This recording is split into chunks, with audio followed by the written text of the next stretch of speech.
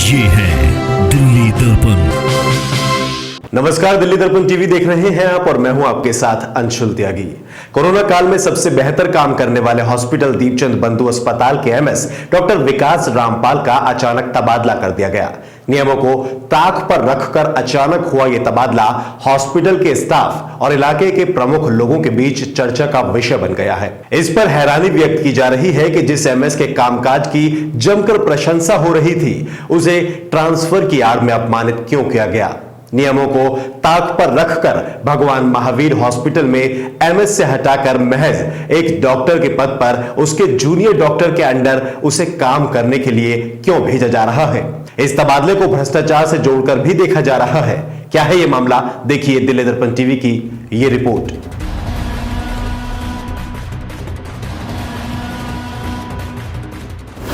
दीपचंद बंधु अस्पताल के एमएस का तबादला बना चर्चा का विषय।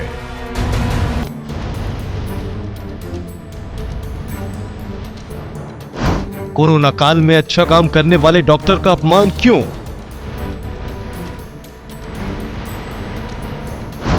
नियमों की अनदेखी कर क्यों किया गया ट्रांसफर।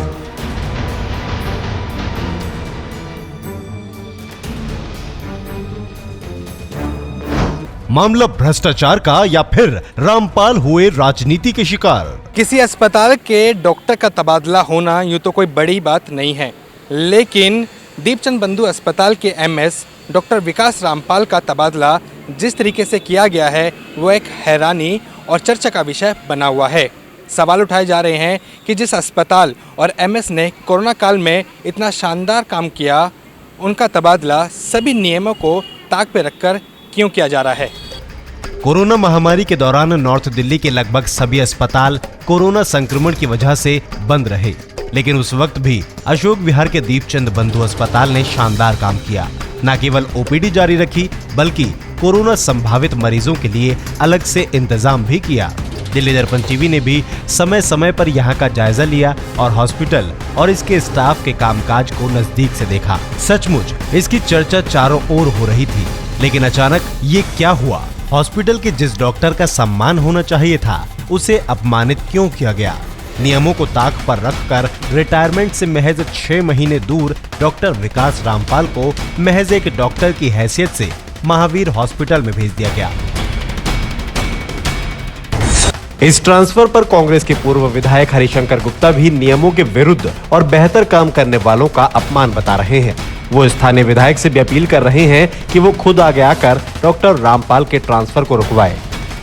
इस माहौल में, जबकि कोरोना काल में दीपचंद बंधु हॉस्पिटल जो 200 बेड का बना हुआ है और जो पूरा कोविड हॉस्पिटल अनाउंस किया गया है, इसके साथ में 3 अलग सेंटर भी जोड़े गए हैं। जो यहाँ का मैनेजमेंट जो है वही उन सेंटर्स को भी देखता है। ऐसे में एमएस ने जितना बढ़िया काम किया है, ऐसे मौके पे उनका तबादला हो जाना बहुत ही आश्चर्यचकित करने की बात है। इसमें तकनीकी बात यह है कि उनके रिटायरमेंट को मात्र 6 से 8 महीना रह गया है। दिल्ली सरकार का खुद नियम है कि जिस अधिकारी की ट्रांसफ़र रिटायरमेंट में समय कम रह जाता है, 6 से 8 महीने रह जाता है, उसका ट्रांसफ़र नहीं होना चाहिए। और किस लिए हो, एक अधिकारी जब अच्छा काम कर रहा है तो ट्रांसफ़र करके उसको सज़ा क्यों दी जाए। कौन अधिकारी, कौन लोग सरकार में बैठे हुए हैं जो इसकी वकालत कर रहे हैं कि इनका ट्रांसफ़र हो, और जिनके कहने से ये ट्रांसफ़र हुआ है। मैं तो ये कहता हूं कि हमारे जो क्षेत्रीय विधायक हैं राजेश गुप्ता जी, उनको भी आगे बढ़कर इसमें उनकी मदद करनी चाहिए। वहीं स्थानीय विधायक राजेश गुप्ता ये स्वीकार कर रहे हैं कि ये ट्रांसफर गलत हुआ है, लेकिन साथ ही दावा भी कर रहे हैं कि ये दिल्ली सरकार का निर्णय नहीं है, ये एलजी के आदेश पर हुआ है। मुझे भी मैंने भी पढ़ा कि एलजी साहब ने ऑर्डर करा उनको चेंज करने का, और मेरा व्यक्तिगत मानना ये है कि जैसा आपने कहा कि जब कुछ समय रह जाए तो नाम ट्रांसफ़र तो अच्छे हैं, लेकिन अब ये ट्रांसफ़र पोस्टिंग हमारे हाथ में है नहीं, तभी जानते हैं। तो एलजी साहब ने करा है, और जैसे मैंने कहा मेरा व्यक्तिगत मानना था कि भाई और 6 महीने चले जाते, कोई और काम कर ही लेते, लेकिन अब आप जानते हैं हमारे हाथ में वो है नहीं। ऐसे में सवाल उठाए जा रहे हैं कि रामपाल राजनीति के शिकार हुए हैं या फिर उनका ट्रांसफर कर भ्रष्टाचार की राह आसान बनाने की ये शुरुआत है। दिल्ली दर्पण टीवी की पड़ताल और लोगों से हुई चर्चा के बाद जो दावे किए जा रहे हैं वो भी सचमुच हैरान करने वाले हैं। समस्त हॉस्पिटल का स्टाफ अब डरा हुआ है। नाम न बताने की शर्त पर कुछ डॉक्टर्स तो यहाँ तक कहते हैं कि डॉक्टर विकास रामपाल को यहाँ से हटाने के पीछे का मकसद हॉस्पिटल की रीमॉडलिंग का टेंडर है। यहाँ 70 करोड़ रुपए की बंदरबांट का मामला है। पूर्व विधायक हरिशंकर गुप्ता को भी समझ नहीं आ रहा कि आखिर इस नए बने हॉस्पिटल में रीमॉडलिंग की क्या जरूरत है। वहीं मौजूदा विधायक कहते हैं कि इस हॉस्पिटल में और भी बेहतर सुविधाएं देने के लिए ये प्रक्रिया चल रही है। हॉस्पिटल की पूरी बिल्डिंग बनी हुई है, इसमें 200 बेड का ये हॉस्पिटल है। स्टाफ के लिए अलग से इमारतें बनी हुई हैं। यहाँ पर कुछ और बनाने की गुंजाइश ही नहीं है। मुझे ऐसा पता लगा कि पीडब्ल्यूडी की तरफ से प्रपोजल है, कुछ 70 करोड़ रुपए का फंड इसको अलॉट किया गया है कुछ रीमॉडलिंग करने के लिए। अब ये जो रीमॉडलिंग वाला जो पूरा किस्सा है ये हमारी समझ से बाहर है। 5 साल मैं भी यहाँ पर विधायक रहा हूँ और हमने अपने देखरेख में इस हॉस्पिटल को बनवाया था। कोई कमी नहीं है, हर चीज़ के लिए सुविधा उपलब्ध है, फिर रिमॉडलिंग किस लिए? 200 बेड का अस्पताल है और इसके ऊपर रिमॉडलिंग होगी कि इसको 400 बेड का बनाया जाए। हमने ये देखा कि इसमें जगह भी है और आसपास की जो विधानसभा है वहाँ पे कोई हॉस्पिटल नहीं है। सरकारी हॉस्पिटल जैसा होना चाहिए बड़ा, तो त्रिनगर में भी नहीं है, शास्त्री नगर में भी नहीं है, मॉडल टाउन में भी नहीं है, यहाँ तक कि शालीमार बाग में भी नहीं है। तो आसपास से बहुत सारे लोग यहाँ पर आते हैं, आपने देखा ही होगा, और बहुत अच्छा इलाज भी हो रहा है और बहुत अच्छे तरीके से चल रहा है। तो जो जगह है जो और ज़्यादा यूटिलाइज़ करी जा सकती है, तो उसमें अभी ये 200 बेड का जैसा आप जानते हैं, तो उसको 400 बेड करने की प्लानिंग है। इन सभी कमियों के बावजूद भी 61 साल के डॉक्टर विकास रामपाल ने शानदार काम किया।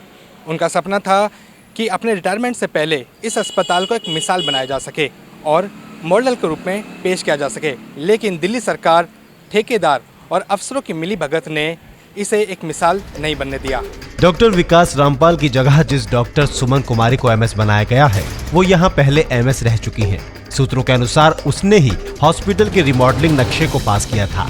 हॉस्पिटल की रिमॉडलिंग का टेंडर अलॉट भी हो चुका है तथा इस पर काम भी शुरू करने की प्रक्रिया शुरू हो चुकी है, बिना इस बात की परवाह किए कि इस हॉस्पिटल की बिल्डिंग को अभी तक एमसीडी से कंप्लीशन सर्टिफिकेट और फायर की एनओसी तक नहीं मिली है। खबर है कि डॉक्टर विकास रामपाल इन जरूरी औपचारिकताओं को पूरा करने के बाद ही काम शुरू करवाने को तैयार थे। उससे पहले उन्होंने काम शुरू करवाने के लिए मना कर दिया था, वो भी ऐसे समय में जब हॉस्पिटल पूरी तरह से कोविड मरीजों के लिए बन गया हो। कुछ ठेकेदारों का दर्द ये भी था कि डॉक्टर रामपाल ने हॉस्पिटल में ठेकेदारों के जरिए काम देने के बजाय सफाई कर्मचारी, चौकीदार, नर्सिंग स्टाफ और डाटा एंट्री ऑपरेटर को सीधे दिल्ली सरकार से वेतन दिलवा दिया था।